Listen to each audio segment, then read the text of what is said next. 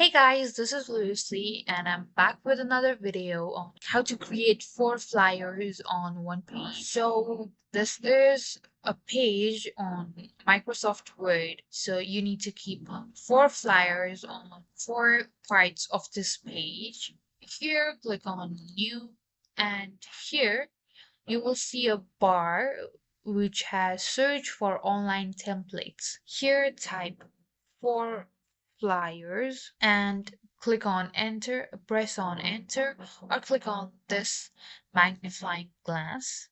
It will show 4 flyer templates in screen. Go ahead and click one of them according to your preferences, and here click on create.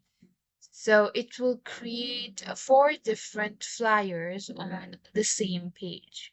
Know that this is totally editable.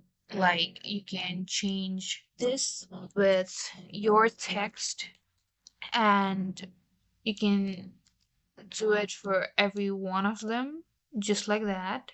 If you change something here, then if you click on the next one, it will change itself. How convenient. It saves a lot of time as well. And that's it for this video. Thank you guys for watching. Like and subscribe for more videos, and I'll meet you guys in the next video.